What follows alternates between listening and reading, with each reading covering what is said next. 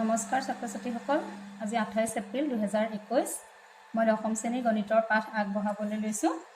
ইতিমধ্যে বাস্তৱ সংখ্যাৰ দুটা নে তিনিটা অনুশীলনী কৰোৱাও হ'ল। আজি আছে অপৰিমেয় সংখ্যালৈ পুনৰ উভতি যাওঁ। অপৰিমেয় সংখ্যা আমি ক্লাছ 9ত পাই আহিছোঁ, হ'লেও ইয়াত আকৌ যিহেতু দিছে আমি আকৌ কৰিবলৈ চেষ্টা কৰিম। উপপাদ্য 1.4 যাৰ ৰুটটো এটা অপৰিমেয় সংখ্যা প্ৰমাণ কৰা। ইয়াত কৰি থোৱা আছে, ইয়াত থকাবোৰ তোমালোকে অলপ জটিল পাব পাৰা। মই দেখুৱাই দিছোঁ সহজকৈ। দেখুওৱা যে ৰুটটো এটা অপৰিমেয় সংখ্যা।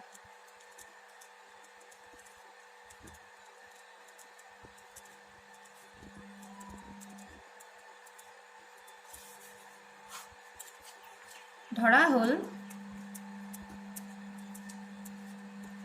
ৰুটটো পৰিমেয়। আগতেও কৈ আহিছোঁ, গণিতত কিছুমান কথা চিধা চিধি প্ৰমাণ কৰিব নোৱাৰি, বুদ্ধি কৰি বেলেগ ধৰণে প্ৰমাণ কৰা হয়। আমি ইয়াত ধৰি ল'ম যে ৰুটটো পৰিমেয়। ধৰা হ'ল ৰুটটো ইজ ইকুৱেল টু a/b, য'ত ab সহমৌলিক, অৰ্থাৎ ab সহমৌলিক মানে ab-ৰ একৰ বাহিৰে আন কোনো সাধাৰণ উৎপাদক নাই। ৰুটটো ইজ ইকুৱেল টু a/b ধৰা হৈছে।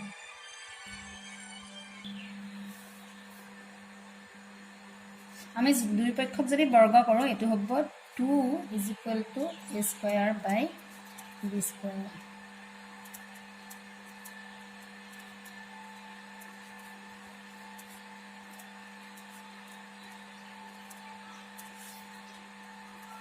ক্ৰছ মাল্টিপ্লিকেশ্যন কৰিলে হ'ব a square is equal to 2b square. a square is equal to 2b square, তাৰমানে a স্কুৱেয়াৰটো b স্কুৱেয়াৰ নহয়, কিন্তু b স্কুৱেয়াৰৰ লগত 2 পূৰণ কৰিলে হয়। অৰ্থাৎ a square is equal two 2ৰ গুণিতক। a স্কুৱেয়াৰটো 2ৰ গুণিতক। তেতিয়াহ'লে আমি ইতিমধ্যে আগৰ ক্লাছত পাই আহিছোঁ, যদি এটা তাৰ সংখ্যাটাৰ বৰ্গটো 2ৰ গুণিতক হয়, তেতিয়াহ'লে সংখ্যাটোও 2ৰ গুণিতক হ'ব। এও 2ৰ গুণিতক। মই একদম সহজ ভাষাত কৰাই দিছোঁ।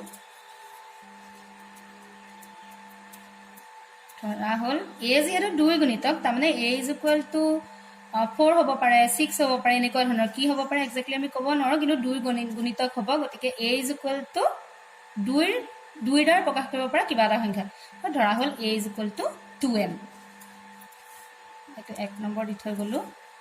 এতেকে 1 ইমপ্লাইজ a ৰ জেগাত টুৱাইচ m পাতো, twice m square is equal to 2b square, মানে 4m square is equal to 2b square. ঠিক তেনেধৰণে এইটো 2 এটাই হৰণ কৰিলে হ'ব 2m square is equal to b স্কুৱেয়াৰ।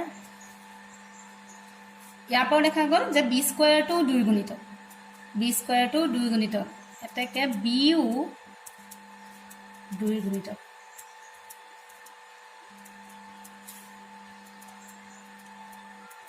Step by step কৰি গ'লে হ'ল। ধৰা হ'ল b is equal two twice n ধৰিলোঁ। এতিয়া একদম এটোত কিবা এটা পাতি আহিব লাগিছিলে, মই a বুলিয়ে দি থৈ আহিলোঁ। এতিয়া a is equal two root 2 is equal two a/b। a ৰ মান পাই থৈছোঁ টুৱাইচ m, আৰু b ৰ মান পালোঁ এইমাত্ৰ টুৱাইচ n। 2 2 কটা কাটি গ'লে হ'লগৈ root 2 is equal two m/n। কিন্তু যিটোৱে এই ধৰি লোৱা কথাটোৰ বিৰোধিতা কৰিছে। মানে কি পাইছিলোঁ, ৰুটটো সদায় a/b আগৰতহে প্ৰকাশ কৰিব পাৰি, তাতকৈ আন কোনো সৰু কৰিব নোৱাৰি। কিন্তু এতিয়া পাই গ'লোঁ দেখোন root 2 is equal two m/n ফৰ্মতো প্ৰকাশ কৰিব পাৰি। এইটো পালোঁ কিয়, মানে আমাৰ ধৰা কথাটো ভুল হৈছে। অতীজতে ধৰি লোৱা কথাটোৱে ভুল। তাৰমানে এনেকুৱা ধৰণৰ এটা যদি অদ্ভুত কিবা এটা ওলাই যায়গৈ, তেতিয়াহ'লে আমি ক'ব লাগিব এই অদ্ভুত কথাটো ওলালেগৈ যে ৰুটটো পৰিমেয় বুলি যে ধৰি লৈছিলোঁ, সেই মানে গোটেইখিনিৰ গণ্ডগোলৰ মূল। ৰুটটো ইজ ইকুৱেল টু পৰিমেয় ধৰি লোৱাৰ কাৰণেইহে গৈ থৈ লাষ্টত ওলোটা উভোটা কিবা এটা ওলালেগৈ।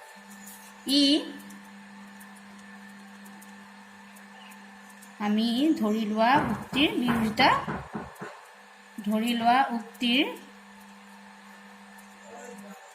বিৰোধিতা কৰে। আমি ধৰি লোৱা উক্তিৰ বিৰোধিতা কৰিছে। ধৰি লোৱা উক্তিটো কি আছিলে, যে ৰুটটো পৰিমেয়। গতিকে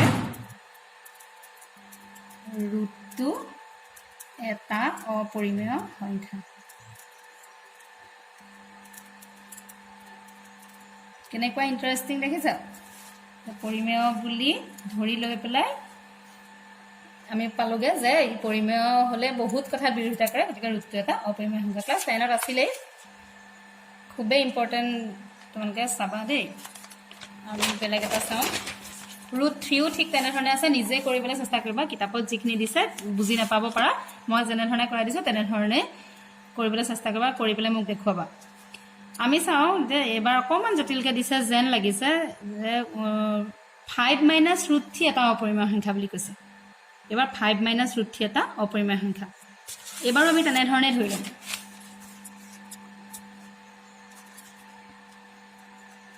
5 - √3 ধৰা হ'ল পৰিমেয়। হা, পৰিমেয়।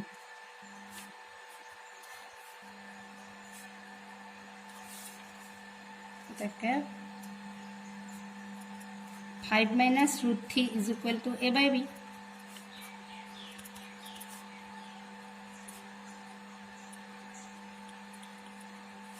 পৰিমেয় বুলি কোৱাৰ লগে লগে তাৰমানে আমি জানো যে তাক সদায় p/q বা a/b আকাৰত প্ৰকাশ কৰিব পাৰি, য'ত a আৰু b অখণ্ড সংখ্যা আৰু b ≠ = 0। এইটো ইতিমধ্যে আমি পৰিমেয় সংখ্যাৰ ডেফিনেশ্যনত জানো। যেতিয়া কোনোবা এটা সংখ্যা পৰিমেয় বুলি কৈছে, তেতিয়াহ'লে তাক আমি a/b ফৰ্মত প্ৰকাশ কৰিব পাৰিমেই, আৰু ab সহমৌলিক বুলি ধৰা হ'ল। আমি পক্ষান্তৰ কৰি পেলাই পাওঁ 5ৰ কাষলৈ এইফালে যদি লৈ আহোঁ, 5 - a/b হ'ব, আৰু সিফালে হ'ব -√3টো সিফালে নিলে +√3। এতিয়া এইটো দেখাত যদিও ডাঙৰ আছিলে, তেনেই সহজকৈ ওলাব চাবা। 5ও এটা পৰিমেয় সংখ্যা আমি জানো, আৰু a/ও যেতিয়া পৰিমেয়, bও যেতিয়া পৰিমেয়, a/b টো এটা পৰিমেয় সংখ্যা। 5 এটা পৰিমেয় সংখ্যা, a/b এটা পৰিমেয় সংখ্যা। দুটা পৰিমেয় সংখ্যাৰ বিয়োগফল এটা পৰিমেয় সংখ্যা আমি পৰিমেয় সংখ্যাৰ ধৰ্মত পাই আহিছোঁ। 5 পৰিমেয়টো জানোৱেই, a পৰিমেয়, b পৰিমেয়, গতিকে a/b পৰিমেয়। 5 - a/b টো এটা পৰিমেয় সংখ্যা হ'লগৈ। তাত √3 = যিটো সংখ্যা আছিলে, সেই সংখ্যাটো এটা পৰিমেয় সংখ্যা। √3 কি কৈছে? ab অখণ্ড, 5 - a/b পৰিমেয়, গতিকে √3 এটা পৰিমেয় সংখ্যা। ইয়াৰ পৰা ওলালেগে 5 আৰু a/b পৰিমেয়, গতিকে √3 পৰিমেয়। ইয়াৰ ওপৰ উদাহৰণটো তোমালোকে কৰিলে গম পাবা, √3 কেতিয়াও পৰিমেয় হ'ব নোৱাৰে, √3 অপৰিমেয়। কিন্তু √3 অপৰিমেয় সংখ্যা। এটা চাইডে ওলাইছে পৰিমেয়, এটা চাইডে ওলাইছে অপৰিমেয়। এইটো যিটো অদ্ভুত কথা এটা হ'লগৈ, এইটো কথাটো হ'ল আমি ধৰি লোৱা কাৰবাৰটো আমাৰ ভুল আছিলে। √3 অপৰিমেয় সংখ্যা আগৰ ধৰণে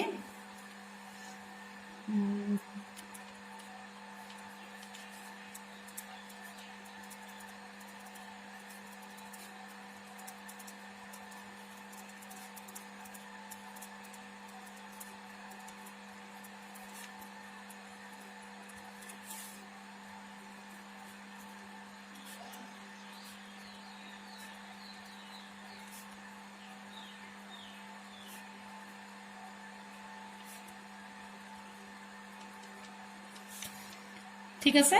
√3 অপৰিমেয়, সেইটো নিজৰ ফালৰ পৰা প্ৰমাণ কৰি, কিতাপত থকাৰ ধৰণে নহয়, নিজৰ ফালৰ পৰা প্ৰমাণ কৰি পেলাই মোক দেখুৱাবা।